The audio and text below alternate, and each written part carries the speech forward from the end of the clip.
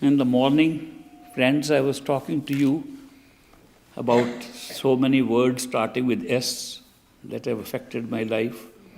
And the first one I picked up was Sant Satguru Savan Shah, my master, who gave me everything that I share with you. I am not inventing anything new. I just learnt it from my master.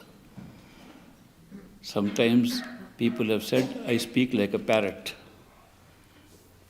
In the 60s, when I first came to this country, people thought that I speak so much like a parrot, they took me to Florida to visit the parrot jungle.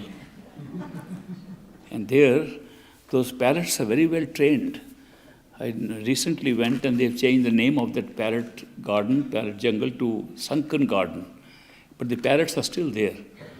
At that time, the parrots were so well trained that when you walked along the road, the pathways, the parrots would be sitting on side, some trying to ride a bicycle, some trying to do other small things.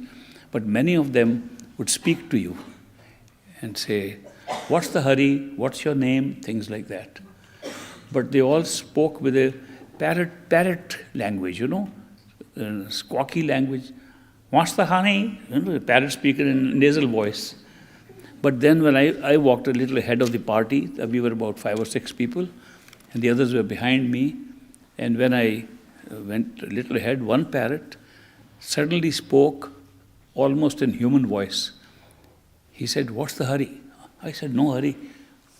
I couldn't believe there's a parrot speaking. So I stopped there to see how could a parrot speak like this, and then I began to laugh, seeing the parrot speaking, and the parrot began to laugh. I have never again or before seen a parrot laughing with his neck like this. Ha, ha, ha, ha, ha. I don't know how that parrot was trained, but when others joined me, they saw me and the parrot laughing at each other. They got convinced that I must have been a parrot in my past life. And I said, why past life, even in this life? I just repeat what my master spoke to me. It's virtually like a parrot. They took it so seriously. In the Christmas of 1962, they sent me a parrot as a gift, Christmas gift, in a cage, and wrote on it, this must be one of your relatives from the past. Ever since then, I have been so affected by these parrot things. These parrot jokes have come to me again and again. I was talking to you in the morning about dying while living. There's a story about that too. And it can be made into a parrot story. I heard about it from Great Master. He said there was a merchant in India who used to go and do import and export business in Africa. In Africa, he would go buy cashews and things, nuts and so on, and take silks from India, trade that. That was his business. But during his visit to Africa, he used to pass through a parrot jungle. There were a lot of parrots there, and he liked those parrots. So this merchant, on one of his trips, decided to take one of these parrots home.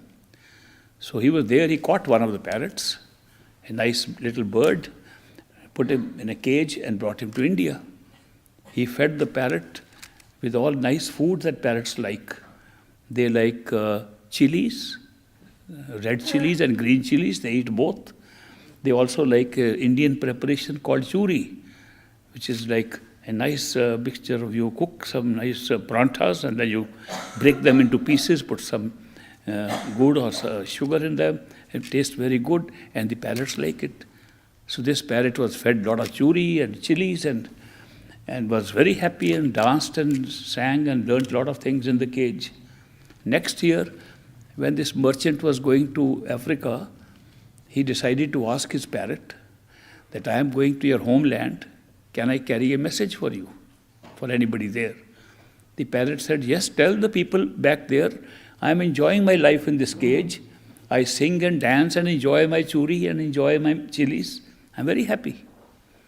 So he said, okay. So after finishing his business in Africa, this merchant went to the parrot jungle, called all the parrots. Hey folks, I have a message for you. You remember I took a parrot from here last year to India? He has sent you a message. He says he's enjoying his life in the cage, eating churi and chilies, dancing and singing, and he's very happy. On hearing this, one older-looking parrot on a nearby branch had tears in his eyes, and he fell down dead. The merchant was very surprised. He said, this parrot must have been very close to the one I took to India, and he couldn't bear to hear the news of his parrot. So, feeling sorry, he went back home to India and told the parrot at home that I conveyed your message, that you are enjoying your life in the cage, you enjoy your churi and chilies and the dance and sing. And the parrot there was one parrot, he said, who must have been very close to you, because when I conveyed this message, he had tears in his eyes and he fell down dead. On hearing this message, the parrot in the cage had tears in his eyes and he fell down dead.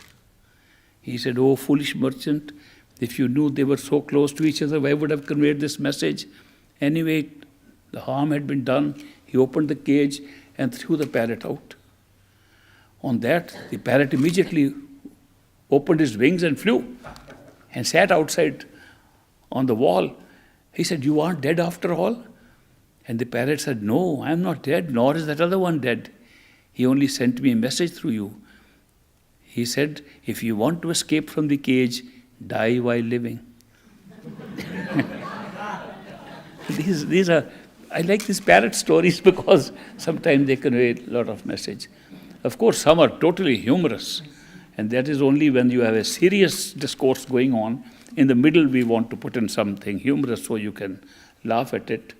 And the latest one about parrots I heard only a couple of months back, and I can share with you. It's all an adult audience, so you don't mind. A man was a very devoted churchgoer, and he loved his church, loved the sermons there, and he loved the pastor of the church, who had 2 parrots. And those parrots had been trained to recite the Bible. They could sing verses, and they really were trained so well. Every time he would visit the pastor, the parrots were reciting from the Bible. It was a very holy atmosphere in the house. He said, I wish I could also have 2 parrots like these and train them to recite these holy verses. So he went and bought 2 parrots from the parrot shop, from the pet shop. When he brought them home and opened the cage, these 2 parrots happened to be female parrots. And when he opened the cage, they said, we are hookers, you want to have a good time? He was shocked. What kind of parrots have I got? So he went to the pastor and said, I thought I'll get some nice parrots who will recite the Bible, recite some holy verses, and look what I've got. He says, company can make a difference. My parrots, I've trained them, I've given them beads in their hand, in their teeth. They carry the beads and do like this while they recite. And so they move the beads, and I've trained them. If I send my parrots to your parrots, they will train your parrots also. It doesn't matter what they say now, because company affects, and people and parrots both learn from company. So the pastor agreed to send his 2 holy parrots back to this man's house. And when he brought these 2 parrots, who were holding beads and speaking some nice verses, he opened the other cage, and the 2 female parrots said, we are hookers, you want to have a good time? Upon this, one of the pastor's parrot looks at the other, and he says, throw away your beads, our prayers have been answered. They are just parrot stories, I was talking of this Satguru, and I said there are many other words come up from that too. What I can think of is, after Satguru, I can think of Satsang and Shabd and Simran. How about these? Let me explain briefly the importance of these. Importance of a living master is that he can speak to us what our mind cannot speak. When we go by a dead master, we go by a master living in the Himalayas, in ascended masters there, or any other master who we don't see. If we speak to rocks and birds and anything else, it's our mind speaking, always.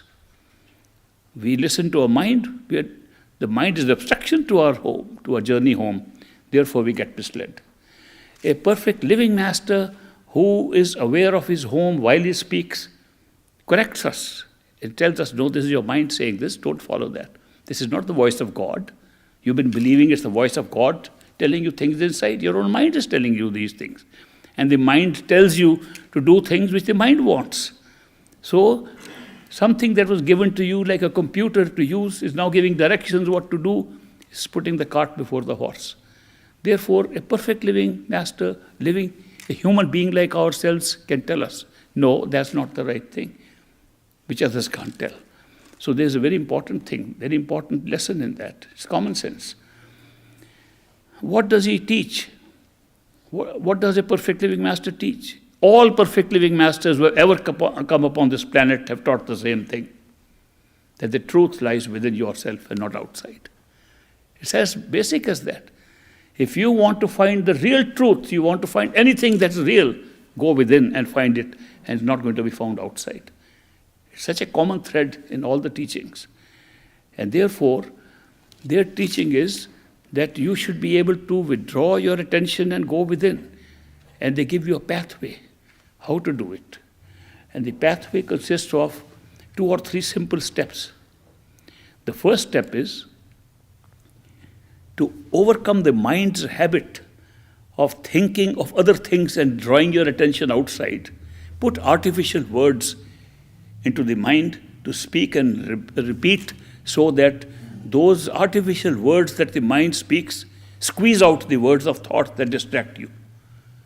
We call it mantra, we call it simran, we call it by different names, but that's the purpose. The purpose of repetition of words is that by repeating those words, you are not allowing the mind to think of other things, and therefore your attention is more easily gathered behind the eyes. It doesn't mean that repeating those words will take you back home. Never have taken anybody back home. But they are a good starting point. Good starting point so that you can concentrate your attention behind the eyes by repetition. This we call simran or mantra or jap or repetition. The second step they tell is that if you happen to withdraw your attention behind the eyes, you will see light and sound inside, which is pre-existing there. The light and sound is always there. We don't see it because we are not putting our attention there. By withdrawing your attention, through the repetition of words, you are able to see the light and the sound. They may come separately, they may come together. Eventually you find that what we call light and sound are both high-class vibrations that are the same thing and appear in 2 forms. The sound and the light are not 2 different things. They look different here.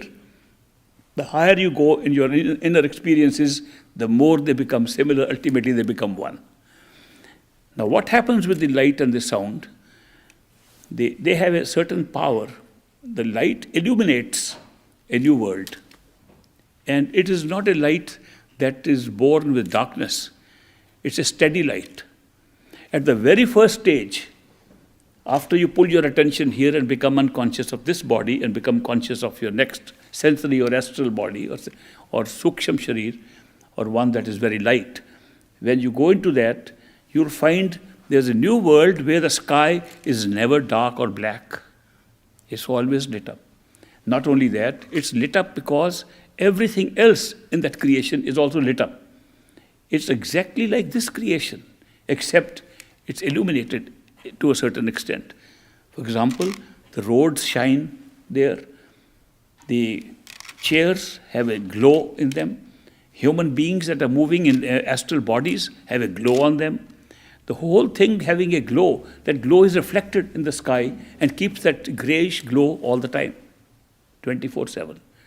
So it's a very different experience from the sky we see here. It's a new sky that has come up. And that light that is creating that particular experience and particular spectacle is the light that guides us to seeing new things inside us. The sound is even more powerful and more relevant to us because the sound that is coming from inside has a pull in it. It pulls you. So if you do repetition of words to draw your attention there, it's like a rear wheel drive. You have seen a car with a rear wheel drive, you push it. And if you listen to the sound that it pulls you, it's like a front wheel drive that pulls you by itself. A little combination of push and pull draws you inside much faster than anything else. It's a very natural way of drawing your attention behind the eyes to the third eye center. So the sound is very important because the sound has a ability to pull your attention faster because it is an unusual sound. The reason why this sound can pull you is because it's unusual. There are several sounds one can hear just by sitting somewhere and closing one's ears.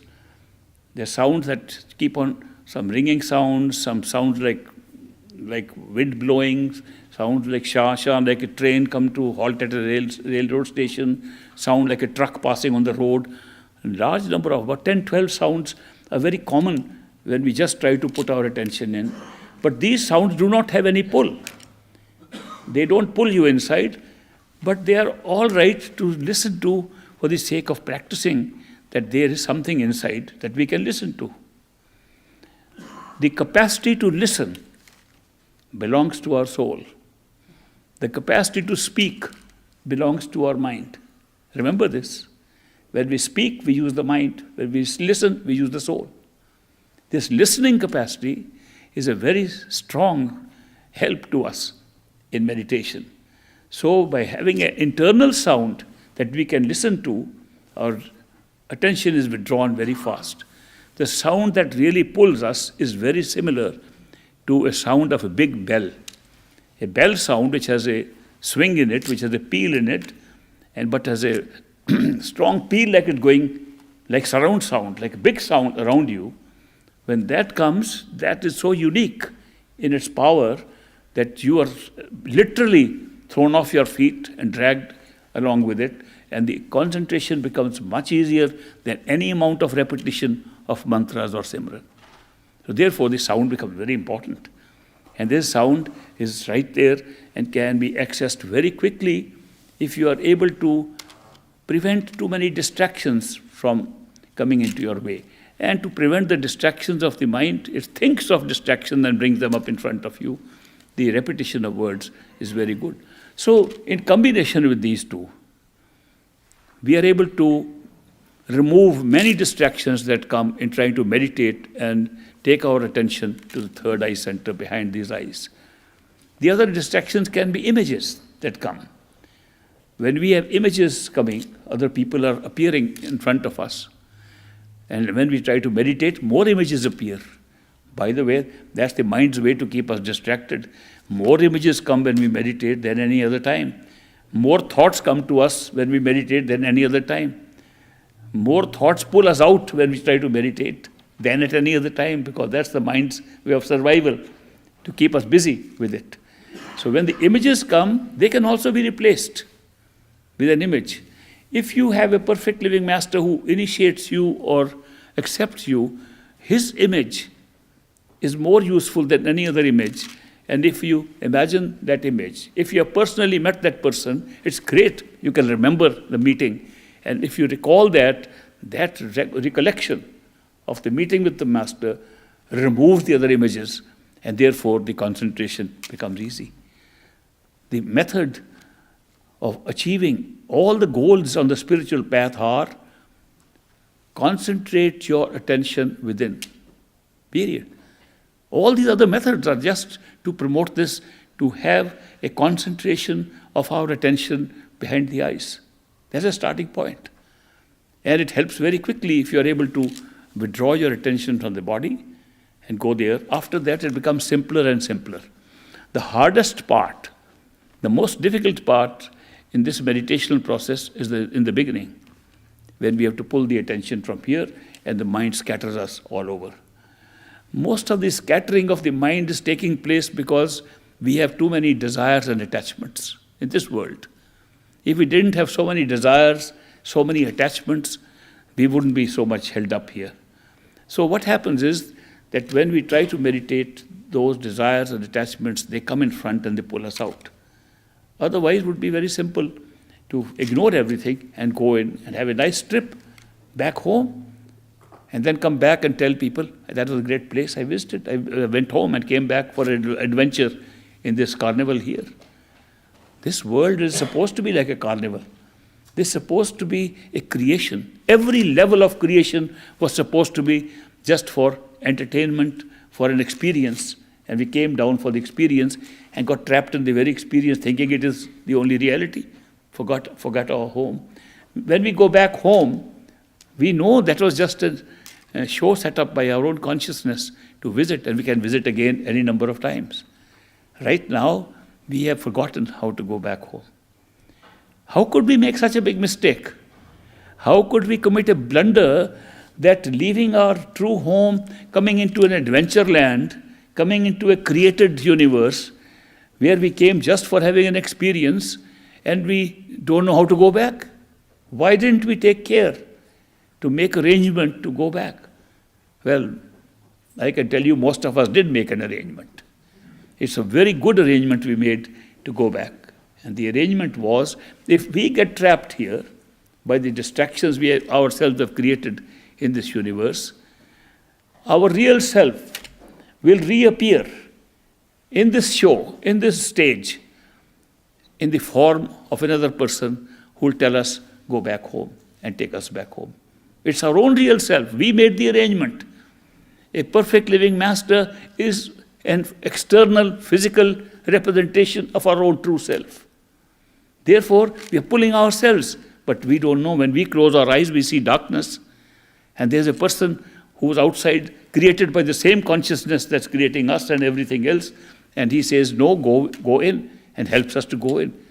Later on, we find at the end, that was our own true self that came out and became a perfect living master.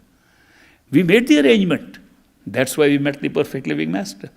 So all those who had said, in case we get trapped in this adventure land, we must be able to come back. We got an arrangement made that we will be able to come back through this route. And they see this excellent arrangement when they go back. When we go back home, we find, yes, we made our own arrangement. That's how it worked. And so the perfect living master was an external physical representation of our own true self. Not only that, a perfect living master is a human being here. Through meditation, we find that his real form is inside. If you go deeper into this, you will find that the perfect living master is actually a representation of the sound that pulls us.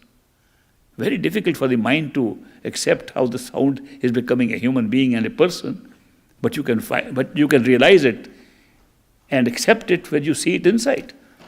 That this is a representation of the same pull that's taking us back. This sound that I talk of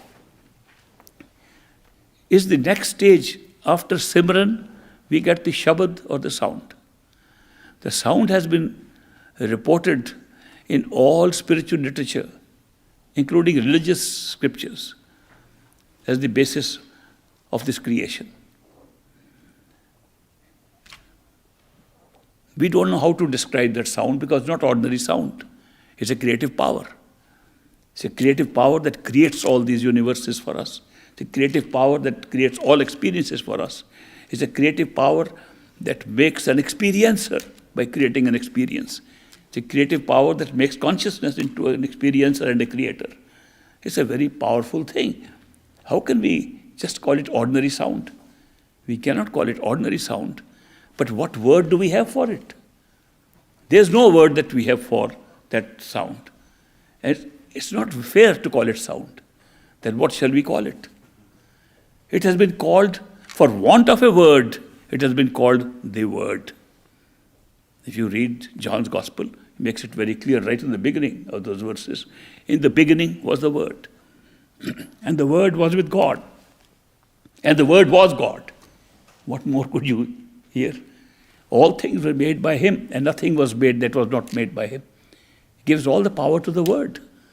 The Word, almost from that statement, looks like pre-existed God. That Word was God. In the beginning, there was the Word. What does the oldest Sanskrit literature in India, the Rig Veda, say? It says, in the beginning there was the Nad. Nad is the sound. In the beginning was the sound, And the sound was the creator, and all things were made by that creator, the sound, and nothing was made except by that sound. This is in the Indian scripture, almost a Sanskrit translation of John's Gospel.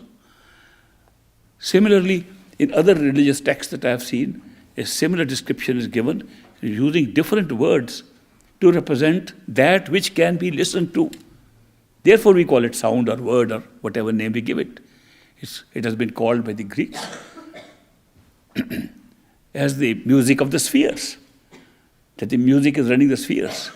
It is more recently being examined by scientists in physics and saying there is a hum even in the movement of electrons around the nucleus of an atom. They're finding that the sound is basic to everything. Therefore, the sound I'm talking of is not merely a sound like any other sound that we hear. It's a powerful pull that takes us, and it keeps on changing as it withdraws our attention not only from the physical world into other worlds, but even beyond. It is connected. This sound is connected right through to our true home, where there's totality of consciousness. There's oneness. It's connected right all the way through. These scenes that we see, the visuals that we see keep on changing. And the sound and its quality might change, but it's connected. It is the connection between us and our true home at all times, even today, at this time. The beauty of this sound is that it represents consciousness at all levels. It is the manifestation of pure consciousness, even if it has nothing else to be conscious of. It is like consciousness is conscious of itself. That's the kind of sound.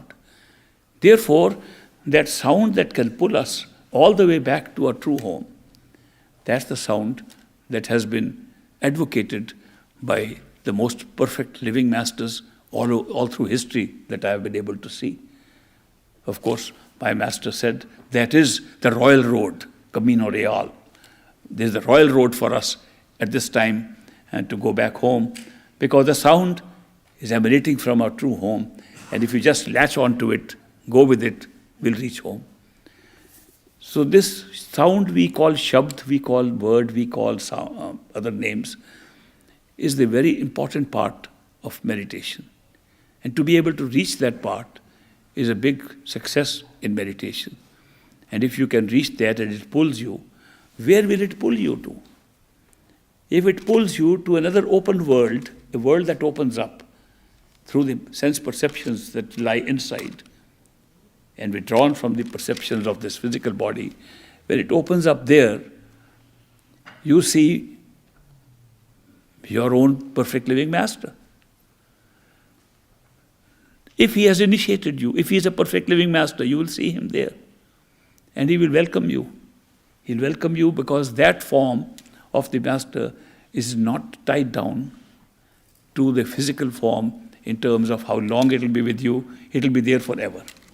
And it's with you 24/7 here. It never goes away. From that point onwards, nobody can ever be alone. Loneliness disappears completely forever. You have a friend, a true friend with you forever. In the beginning, you may have to close your eyes to see that friend. Later, you don't even have to close your eyes. Even with open eyes, you can see the friend next to you. The friend helps you to do everything in this life and the other lives. Everything that you want to do here, which today your ego and mind is trying to do, to struggle, the friend is willing to do for you.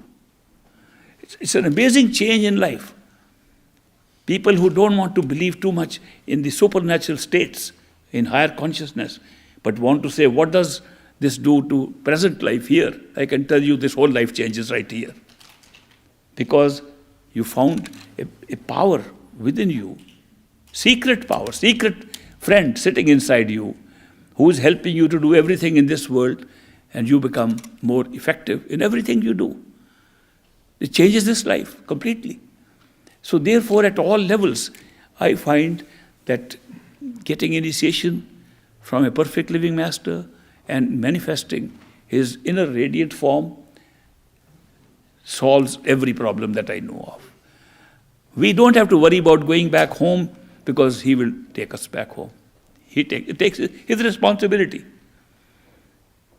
What is the meaning of initiation by a perfect living master? It does not mean he tells you how to meditate.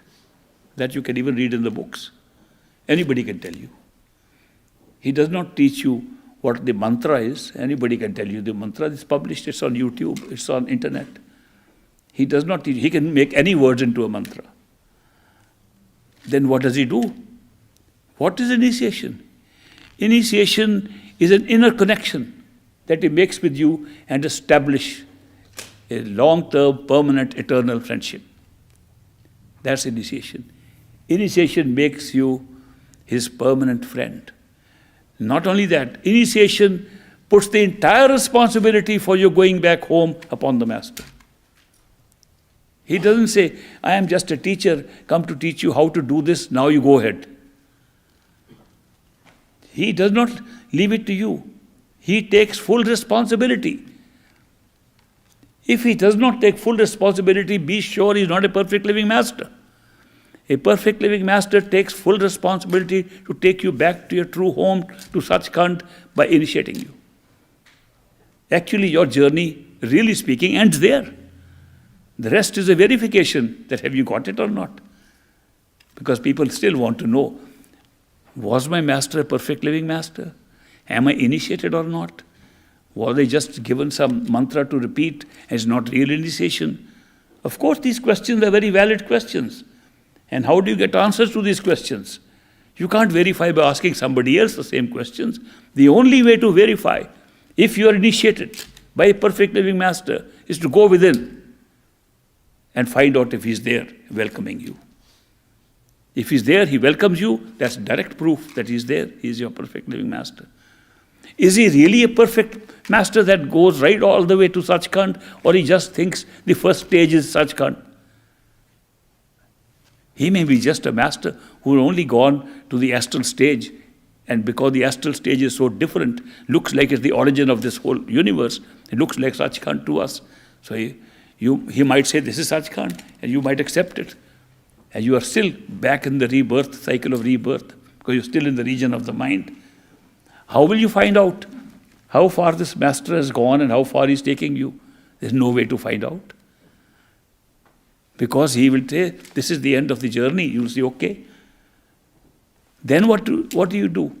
If you are a seeker of your true home, and you only seek that, even if the master is not a perfect living master, he'll take you as far as he can, and then the next master will come into your life and take you ahead. Eventually, a perfect living master take you back home. Secret is you keep on seeking, don't stop. The whole secret lies in seeking. I remember the story of a friend of mine, a disciple of great master, Baba Sawan Singh. He was an engineer in Burma. His name was Trilok Chand. Trilok Chand was a very keen seeker of the ultimate truth. And he went to so many masters, both in the Southeast Asia countries, and also eventually found out there's a master in Madras in India who can take you to the highest level of consciousness and teaches the same path that the old masters used to do.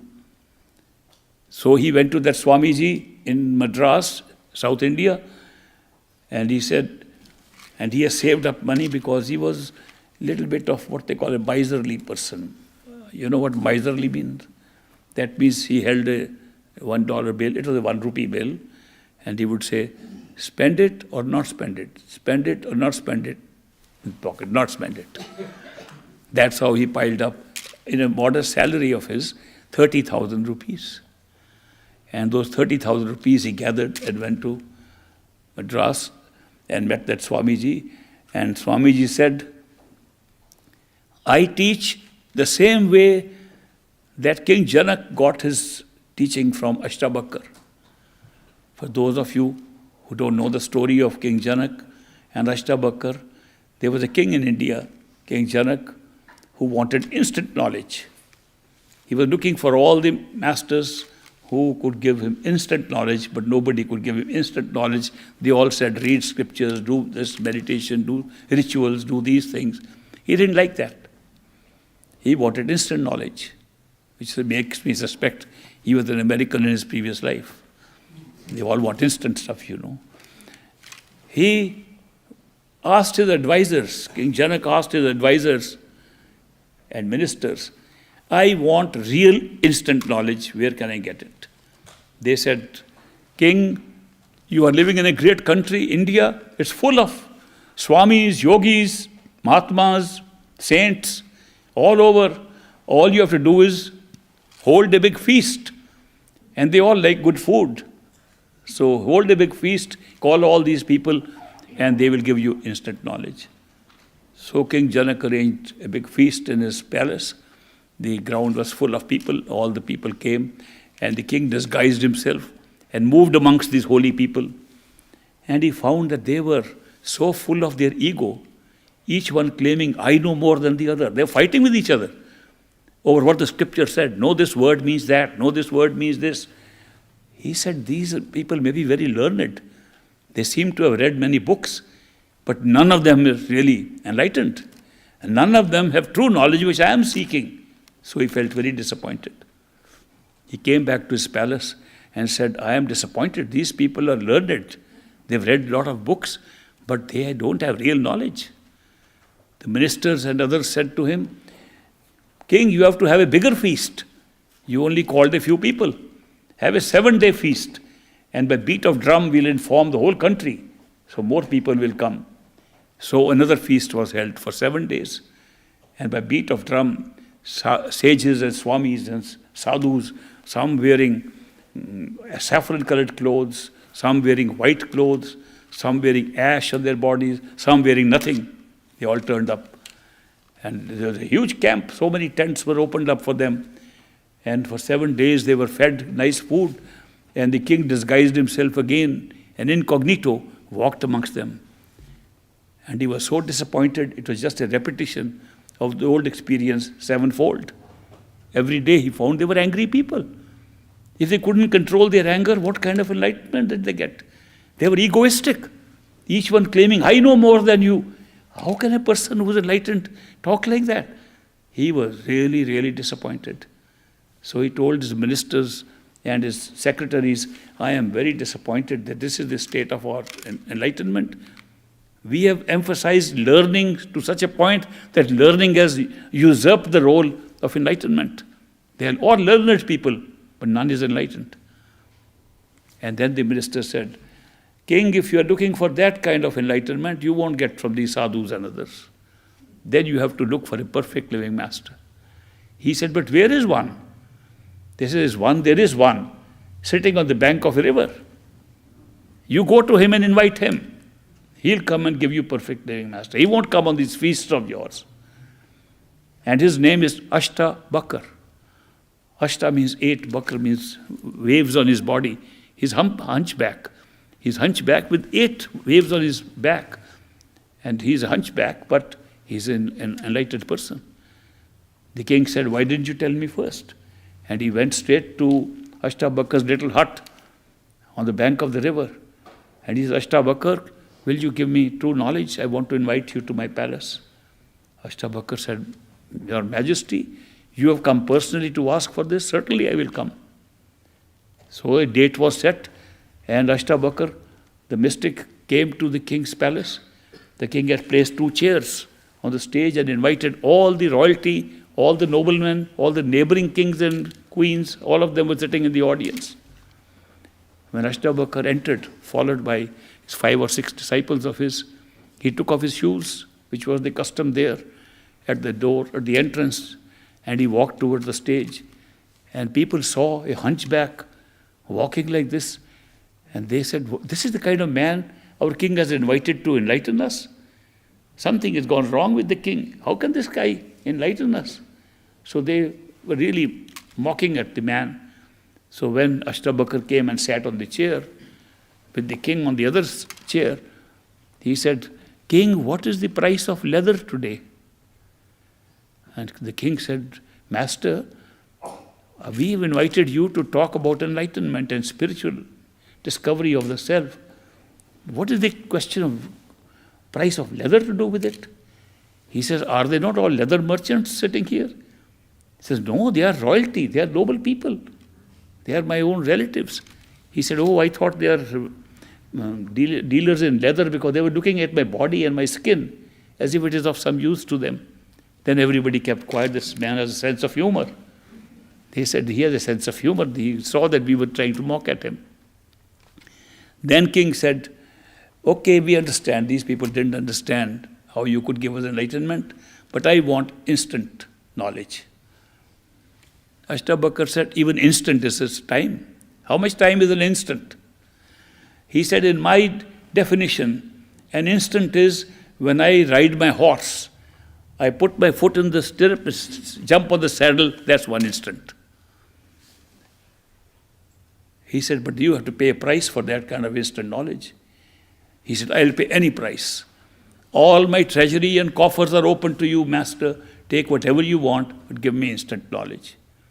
He said, I want 3 things from you. The king said, take 10.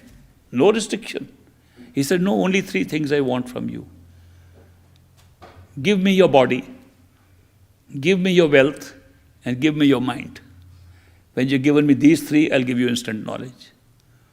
This was a very strange price tag, but the king was a very keen seeker. He immediately agreed. He said, master, my body is at your disposal. All my wealth belongs to you now, and my mind is at your disposal, is yours. Ashtabakar said, are you sure you've given this body to me? He said, yes. Then can I keep the body wherever I like? Sure, master. Okay, get up from this chair and go and sit on my shoes that I left near the door. And the king got up. And all the audience was so upset. What kind of knowledge is this guy giving? What enlightenment is this that he's making the king go and sit on the shoes? And as they began to murmur again, this is nonsense what we have been called here for.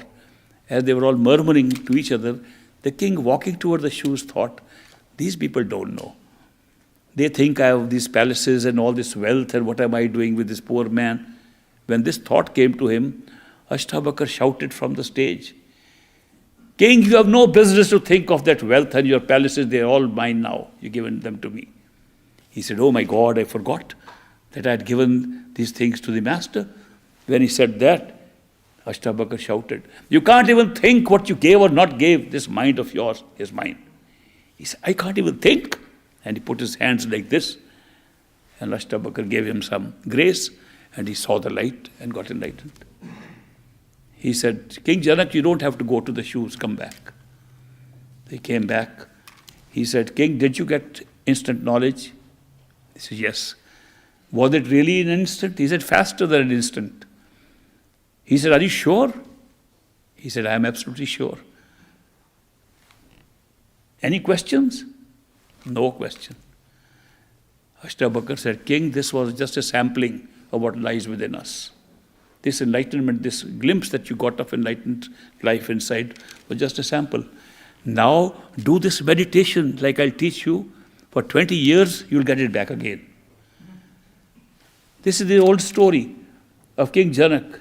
And when my friend Trilok Chand from Burma went to Madras, the Swamiji in Madras told him, I follow the method of Ashtabakar.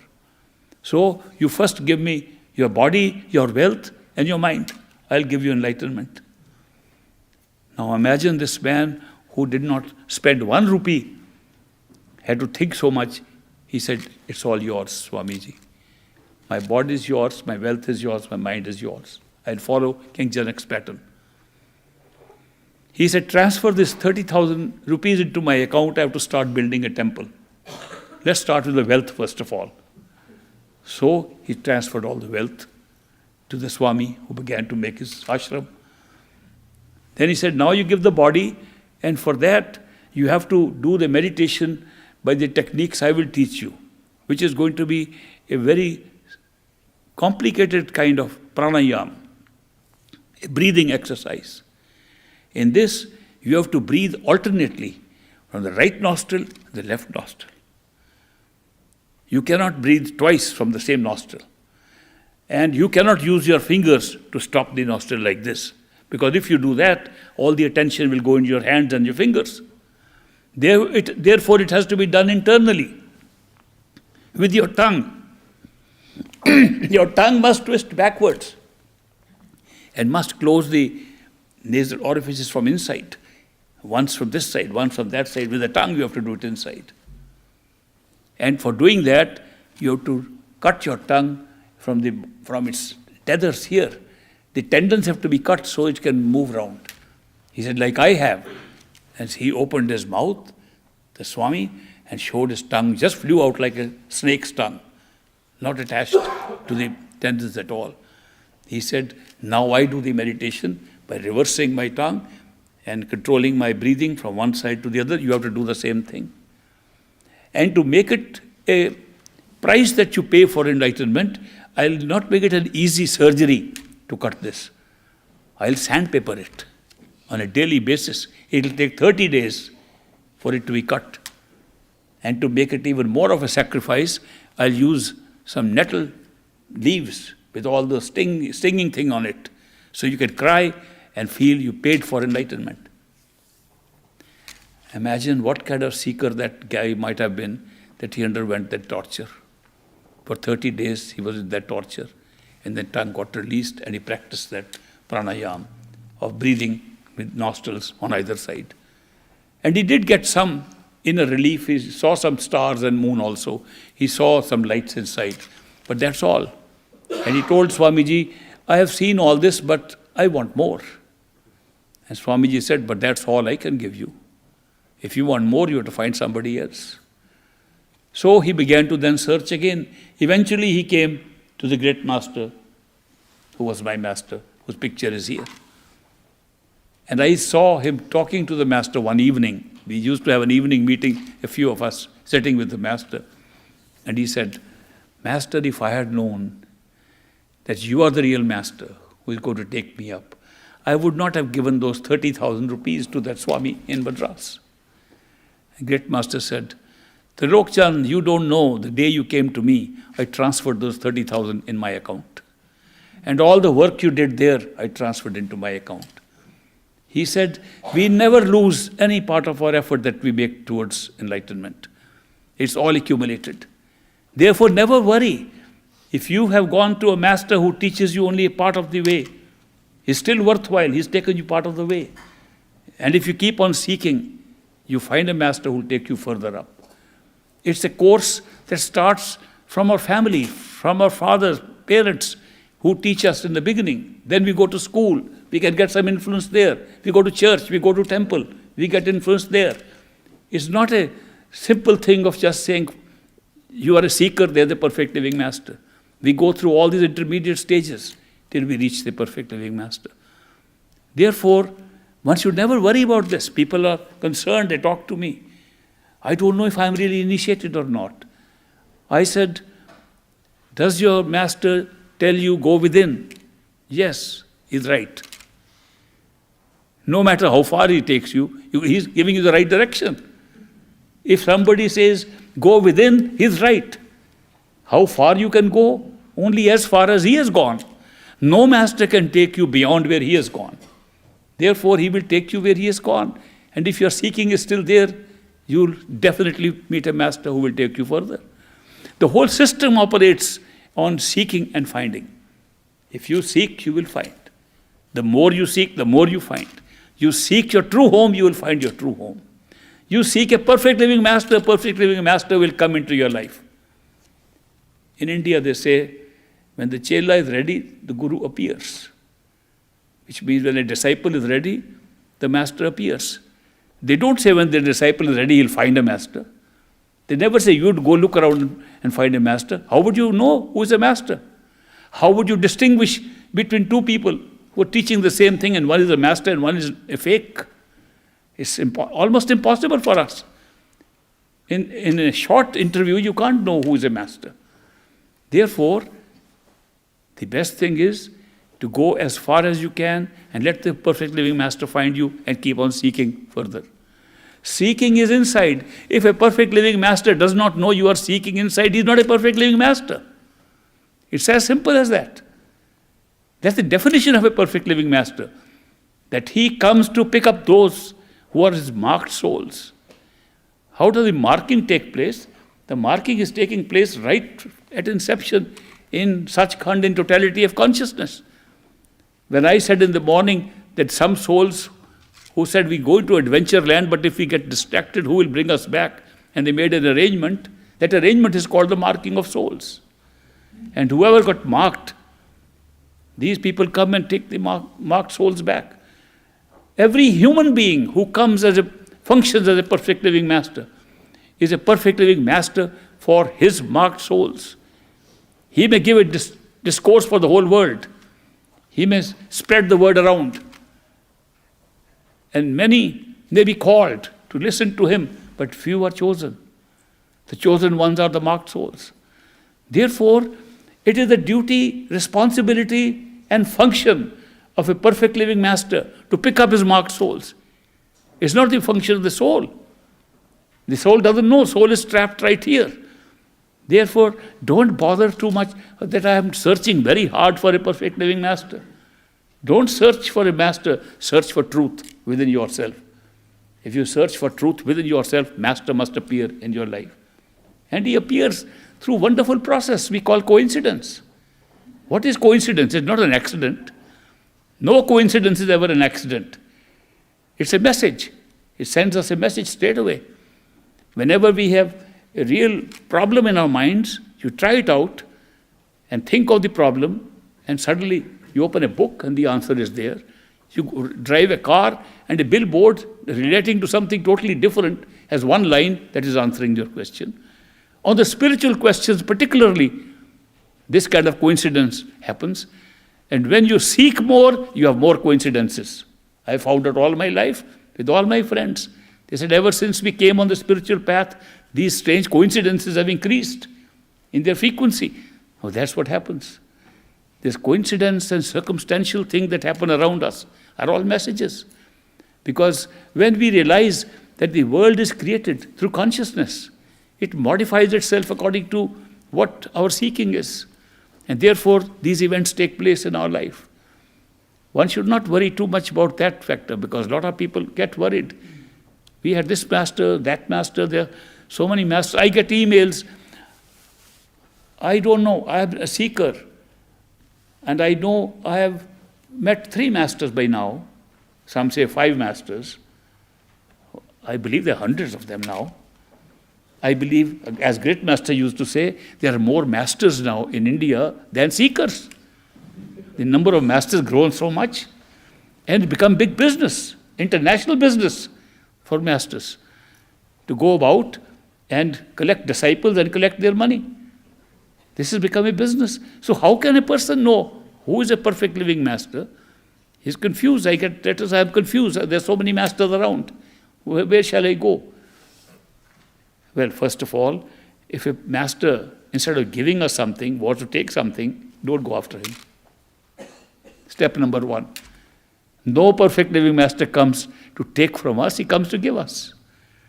Therefore, if a master demanding something from you, anything, in cash or kind, reject him. That's my clear advice, because that's not the definition of a perfect living master. He comes to give. He never charges for anything that he's giving. He no charge for his discourses, no charge for initiation, no charge for taking you back in, no charge for making you practice meditation. Never charges anything. If he does, he's a businessman, not a master. Remember this. Then, supposing the number of masters, and they all look like they're real, who would you follow? The answer is the one who pulls you with his love. The one who pulls you with his unconditional love. And you will find that is where the discrimination can be made. Not all of them pull you with the same love. But a master whose marked sheep you are will pull you. He, the shepherd, come to collect the sheep. Therefore, whenever you have this question, don't worry about it. Say where you are pulled. Suppose you are pulled to a master, and then find another master. It's your turn to move. because he's taken you up to the point where he can take you. These are very simple issues, but they are getting so complicated because of too many masters around. So that's why I keep on telling my friends, don't worry. Whoever pulls you, go. He'll take you as far as he can. If you feel you haven't reached your true home, keep on seeking. And another master will come in your life. And he does. So therefore, remember, the marked souls are the ones the masters have a list. They carry their own list. Each master has carried his own list. Masters have been here ever since they were seekers. Masters don't come for mastery here, they come here for seekers, to respond to the seekers. Therefore, wherever there's a seeker, there's a master. The master is the response to seeking. He's not coming by himself to teach something. Therefore, you just seek in your heart. Seek. If you want to be an accelerated seeker, want to seek fast, then seek in the area behind your eyes. Because that is where the inner master is sitting, waiting for you. Now, you told me, many of you, that you would like to practice meditation. Are you still ready? Good. Shall we do it now, a little session? So that you know how to draw your attention to the third eye center, which is the starting point. This is just the beginning. And I want you to join with me so that you know that the doorway to all this enlightenment we talk about lies inside us, and the opening is right behind the eyes, at the third eye center. In this meditational exercise, I will only like you to close your eyes, sit quietly. Your body should be still. You can sit in a position that is comfortable, but not too comfortable. What does that mean? It should be comfortable enough not to drag your attention to the discomfort, and should not be too comfortable to make you go to sleep. Because I can tell you that meditation is a great sleeping pill also. When people say I have insomnia, I say try meditation. And they will get sleep very quickly. So meditation makes you sleep, because when you try to put the attention here, the attention tries to go down and you go to sleep session. So that's why to hold the attention here, you have to be alert. To be alert, your body has to be alert too. So in an upright position in the body, take any position that's comfortable, not uncomfortable. Don't worry about aches and pains then. If there are any aches and pains, then they'll draw you down. After you have settled down in your body, then you close your eyes comfortably and contemplate what is in your head behind these eyes. You know where the eyes are. What is the space behind these eyes? Are you there? Where are you in that space? Can you figure out where you are? If you can't figure out, imagine you are there. Imagine this body is a house. It has 6 floors, and the 6th floor is at the level of the eyes. The other floors are below us. Can you imagine you're sitting on the 6th floor, behind the eyes, in the center of the head? Can you imagine the 2 ears are on either side of you? The physical eyes are in front of you now. The nose is right a little below you, where you're sitting there. You're sitting comfortably on the floor, on a chair, on standing. Can you imagine you are right there behind the eyes? That's the first exercise. Close your eyes and try to be there. Don't think of anything else except being there. See what's happening there, inside your head. It's a huge space. It looks small, but once you are there, you'll see there's plenty of space all around you.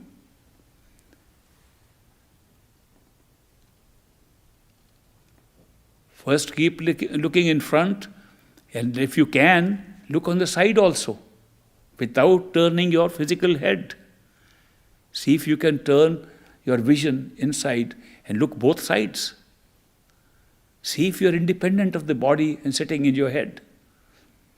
See, that is not the body that's moving, it's you behind the eyes. You're a separate being sitting inside your body.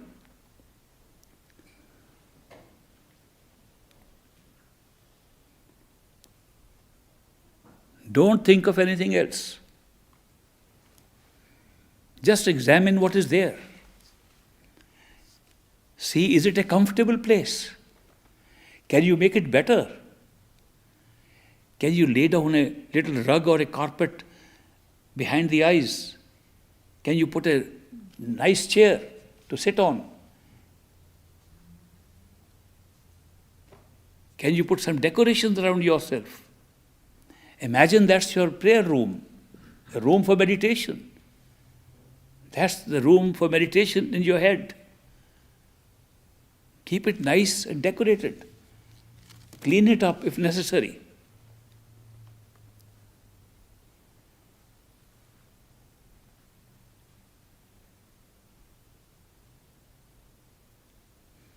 Don't go anywhere else. Stay there. Don't think of anything else. If any images or figures come in front of you, let them pass. Don't follow them. If any distraction takes place, bring yourself back to the center of the room. If you see any light or color, ignore it. Let it pass. If you hear any sounds, don't move towards the sound. Stay in the center. Don't lose your location. Stay in the center. You are in the center of the head.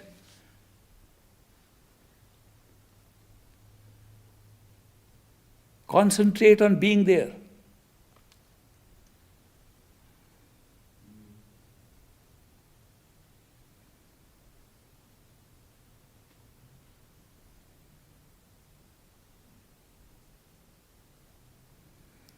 No other thoughts except what is there. Think of what are you watching there.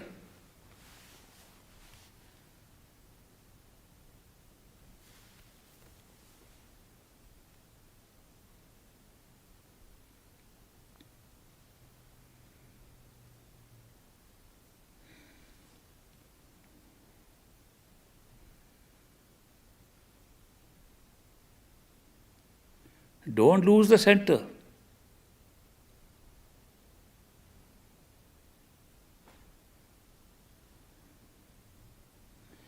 Even if the walls of that room disappear, if they expand, you stay in the center.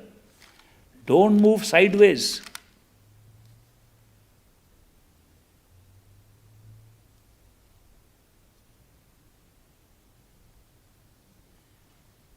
Stay in the middle. Stay in the center.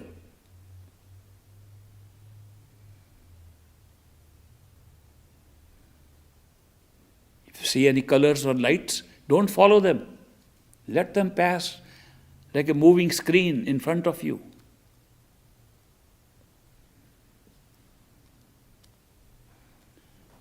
If you are sitting inside, see if you can stand up. If you're standing, see if you can sit down. In the middle of the head.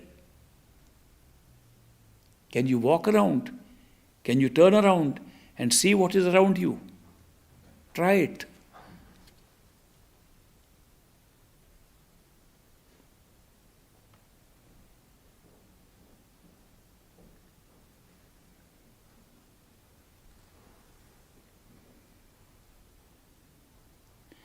Keep your eyes closed till I count 5. 1, 2, 3, 4, 5. Open your eyes and welcome back. How many of you could successfully have the experience of being in the center of the head? Please raise your hands. Pretty good. How many of you had difficulty in figuring out that you are there? How many of you felt that the mind was thinking of other things while you were trying to do this? Thank you. Now this is the stage when we introduce the other phase of meditation to prevent what happened. And that is to squeeze the words of thought from your mind so it doesn't take you out from that center. That is where Simran or repetition of words comes in. How many of you are initiated and know the words of repetition? How many of you are not initiated and do not know what words one should repeat? Okay, those who are not initiated and do not know what words to repeat, you coin right now a short phrase expressing your love for the beloved. Just, you have somebody you love, think of that person and say how you would express your love. In whatever words you do, keep on repeating those words when we do the next exercise. For others, whatever mantra you have been taught by your masters, you repeat them. But the mantra or the simran must be repeated deliberately, slowly, with attention on listening to it. Repetition is not as important as the listening to what you are repeating. The concentration of attention takes place by listening to what you are repeating, not by repeating. Remember this, we make this mistake, we keep on repeating like a parrot and our mind keeps on running all over. Like Kabir says, that mala to kar mein phire, jeeb phire mukh mahi, manwa to chahu desh phire, ye to simran nahi. He says, even if the beads are in your hand and you're moving them, tongue is moving the holy words in your mouth, the mind is running all around, don't call it simran. It is not repetition. Repetition is with the mind. The mind must repeat and you must listen to what it's repeating. That's simran. So when you use that, you will find some of the distractions you experienced now will disappear.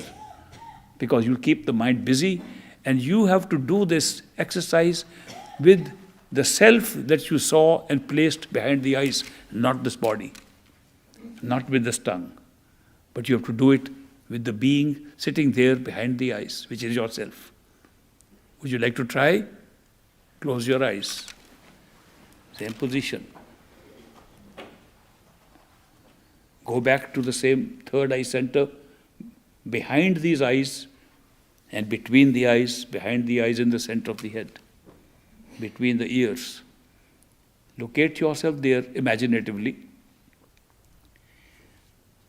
And once you are well located there, you found your sitting place, you can check it out, and then start repeating those words and listen attentively to the words sitting behind the eyes without moving from there.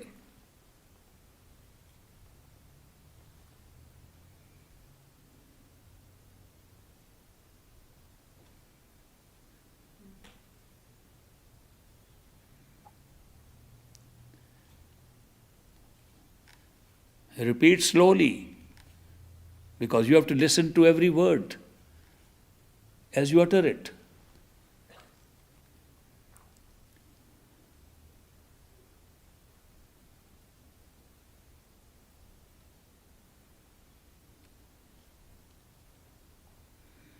If somebody else comes in your image, make that person also do the repetition with you.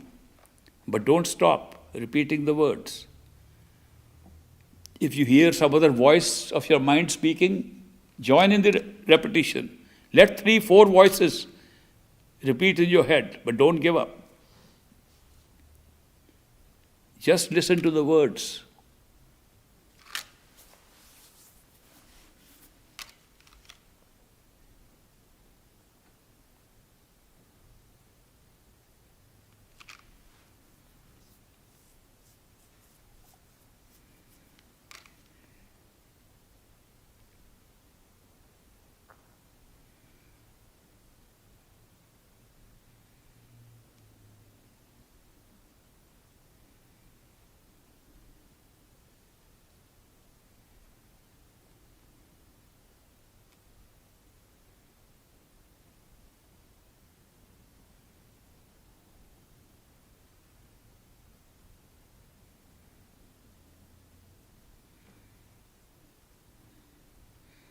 All the attention on the words, no other words, no other thought.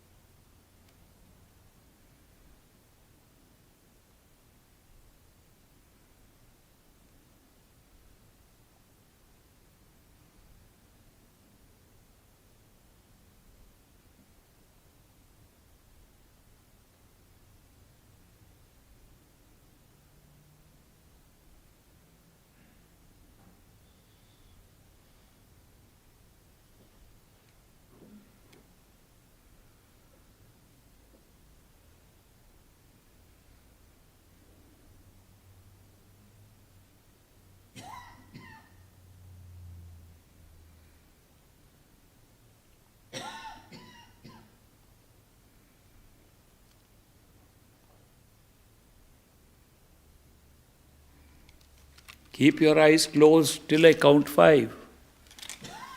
1, 2, 3, 4, 5. Open your eyes. Rub your eyes a little. Rub your hands. Welcome back. Why did I say rub your hands in this? Because the deeper you meditate, the more the withdrawal will take place. And when you get back, you sometimes have to rub your eyes and your hands and your legs and feet to get back into this physical experience again. Was it a better exercise? How many felt that this was a little better than the last time? Oh, much better. Thank you very much. Next step. This mechanical way of sitting there and saying, I want to listen to the words, is called hollow meditation. What we were doing was hollow meditation. It was not full meditation. It is not really going to help much. People have been doing this meditation that you just did for 40 years and got nothing regularly. And yet people think it is meditation. You thought so too. And I made you do it. What was missing? What was missing is that this mechanical meditation is only good up to a very small point. What pulls you to the real home, to the self, is love and devotion. There was no love and devotion in this meditation. Unless you put love and devotion, you are not being pulled in the right direction even by this meditation. Love and devotion means those who have a master now do dhyan, contemplation of the face of the master, and ask questions, and complain, and cry. I want this. Master, if you are my master, I want this. All my complaints are with you, and I love you this way. Speak to the master. The same words, use the repetition of words at one channel and repeat the conversation on top of that, which by practice you can do, and you will see the master appears, and you see his form, and it's a conversation which builds up your love and devotion.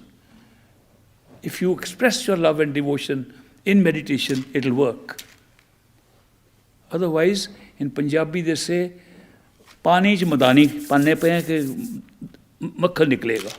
That we are going on stirring water, hoping that butter will come out of it. You have to have some yogurt or some milk or something to get butter out of it. You can't get by churning into water. And this kind of meditation without love and devotion is like that. These are great master's words. And he is right. Therefore, let's try the real thing. Now, go back to the third eye center, behind the eyes. Sit there in the middle of the head and express your love and show your devotion to your master. If you don't have a master, to your beloved, whoever you love.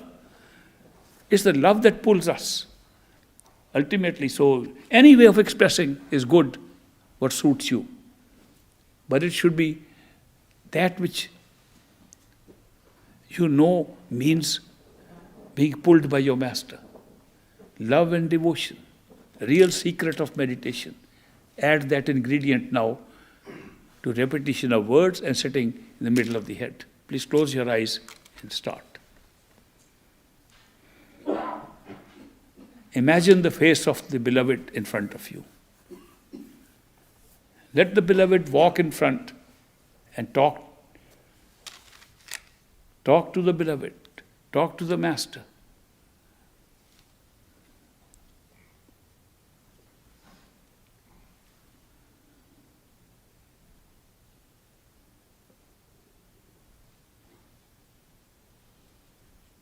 Have a good conversation like with a friend.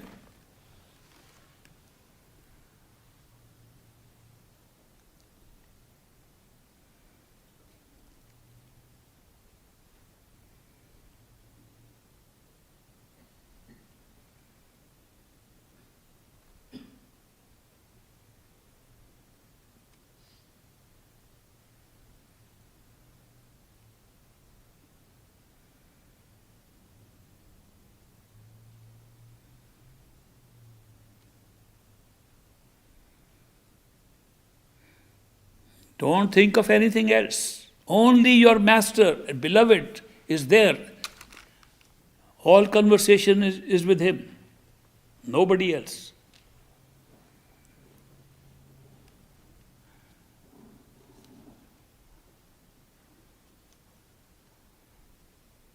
Any other images come, tell them to wait. You are busy with your master. Hold on to that image. Have a living master, not a picture. A master who can walk and talk in front of you. Remember the actual experience with the master.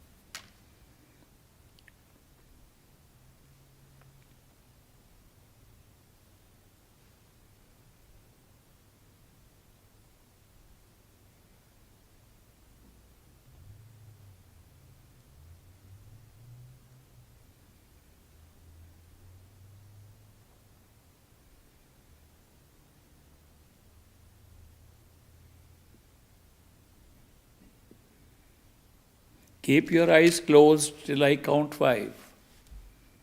1, 2, 3, 4, 5. Open your eyes.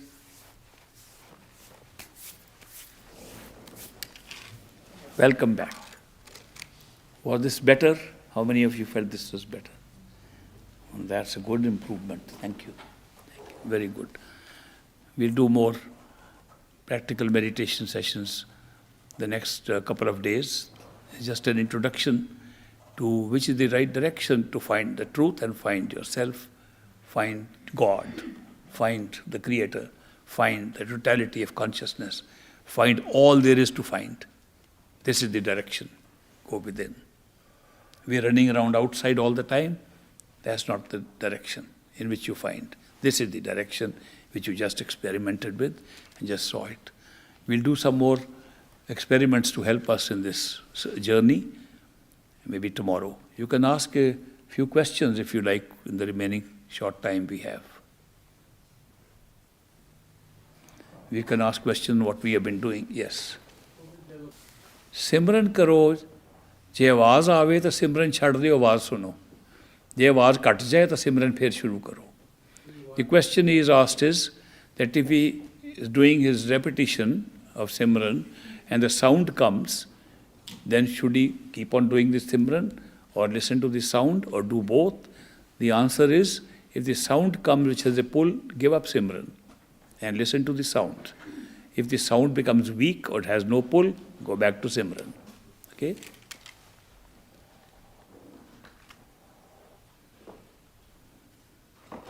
Any other question?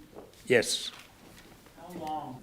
Every day, about 1/10 of your total time is a good recommendation, which is about 2.5 hours out of 24 hours. It can be done at one go, or it can be split into more than one session, depending upon your occupation and how your time is placed on a daily basis. And what about in the make a point to sit somewhere, or if I'm lying in bed and I'm wide awake, can I just lay there and focus? It's better to go and sit upright. Wherever you choose to sit upright and do this meditation. The torso should be upright. If you lie down, that's a tendency to sleep will be much more. Even though you don't sleep, you're awake. Meditation brings you that tendency. When you sit upright, it's more of a wakeful position. So sit upright, choose any location, but the real location is not outside. The real location is here. Wherever you sit, you don't have to meditate there, you have to meditate here. I ask people, they invite me to their homes, I've got a very special place for meditation, a special cushion I've got, special chair I've got to meditate. And I look at them and I say, do you know, you're meditating on the chair, you're meditating on the cushion, you're meditating on the room, you're meditating on the decorations you have done, because the real place for meditation is sitting right on top of your body in the head. You must assume this is your place for meditation, inside the head. Outside you can make for the sake of regularity of meditation. Because if you get up and sit at a certain place every morning, it becomes regular.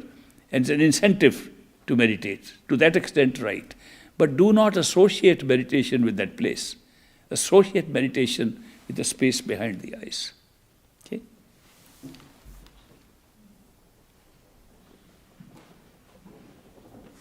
Yes. Sometimes it seems a little difficult to do both the Simran and holding the image of the Master at the same time. The tension seems to be sometimes divided in what to do about that. With practice you can hold both. It needs some practice. Simran should be made into a habit.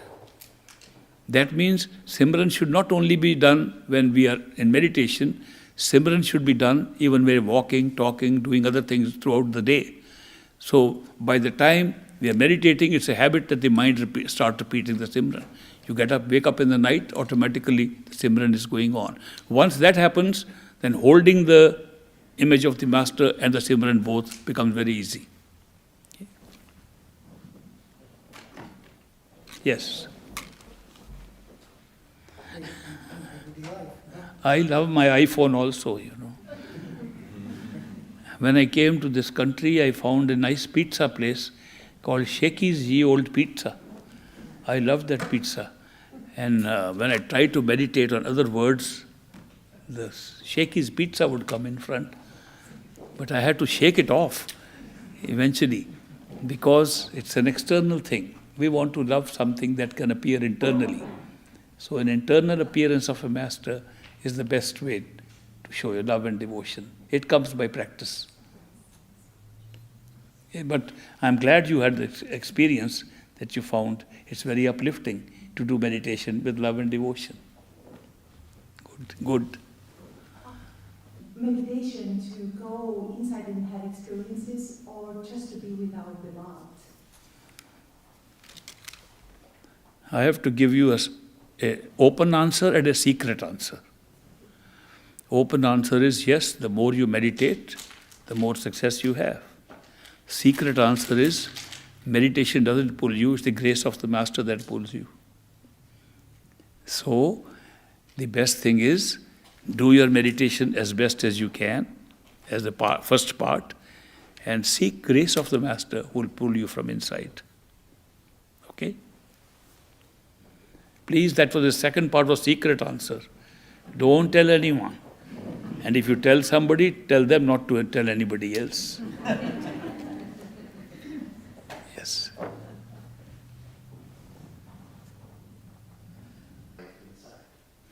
जो मांगे ठाकुर अपने थे सोई सोई वो देवे. Whatever you will ask from the Master, in the limited body, he will give you the unlimited. The unlimited is also found within the limited body. The limited mind, which cannot understand the unlimited, is still holding inside it the unlimited. And you will find that the Master, then he pulls you in and takes you beyond the mind. He opens up the unlimited for you. The real secret is ask for the grace of the Master. Whatever you ask from your heart, he will get it. There is a book and a movie called The Secret. The Secret says, whatever you want, without doubt, you will get.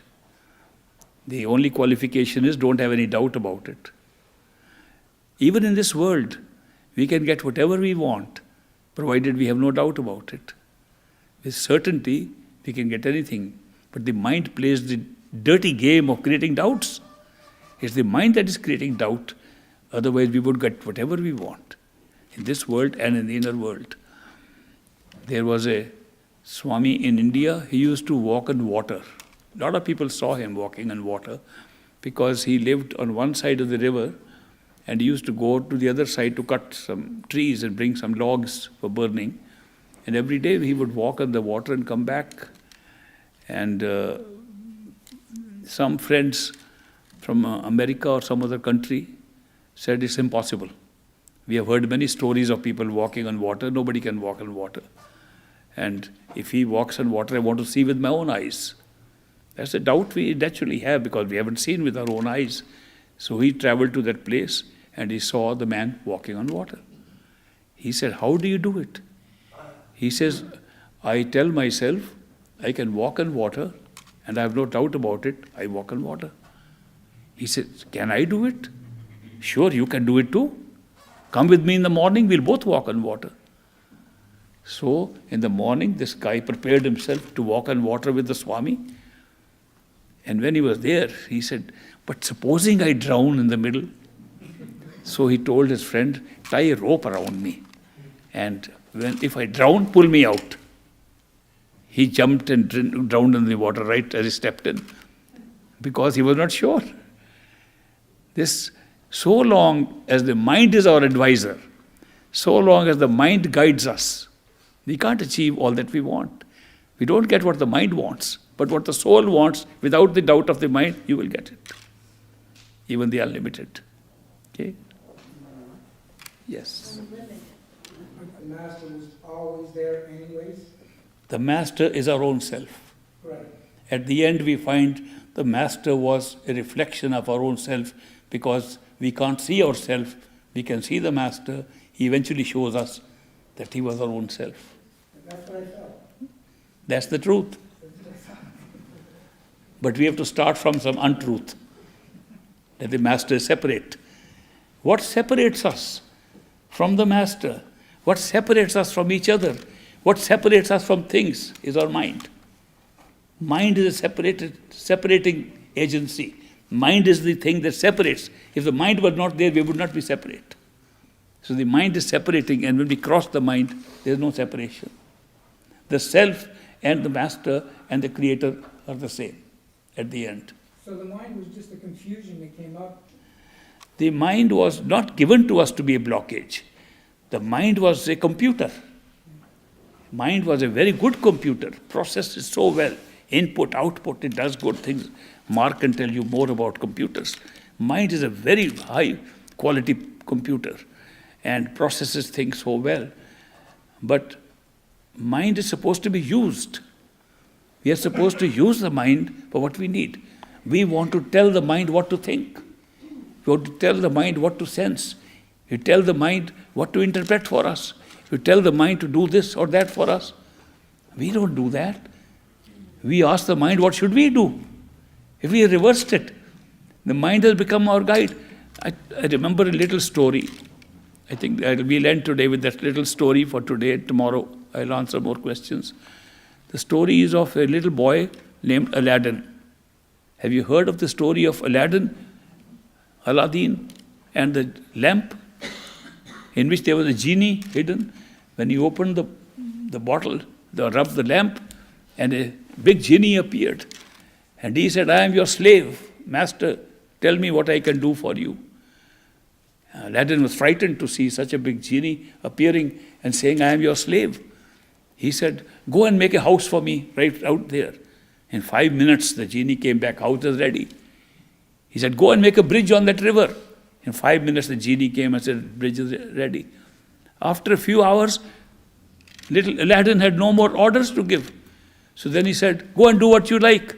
And the genie began to give orders to Aladdin and began to take him around wherever he wanted. He was a sad person. The genie became his master instead of his slave. One day, a friend of the Aladdin came and said, you used to be such a happy-go-lucky fellow. What happened to you? He says, my problem is I found a genie. He's a huge, powerful genie. He does things so fast. that he is now telling me what to do. I am out of orders. I can't tell him what to do. Everything I told him he has done so fast. And now he's telling me what to do. He said, I'll give you a way out.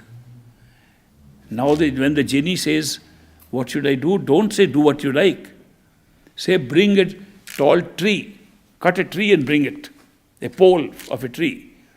Then when he brings it, say dig it in this room. When he dug it out, and he said, what next shall I do? Say, go up and down this tree, up and down this pole till I give you the next order. So keep the genie up and down, up and down. When you want to use it, then you ask him, genie, do that. When he comes back, up and down on the pole.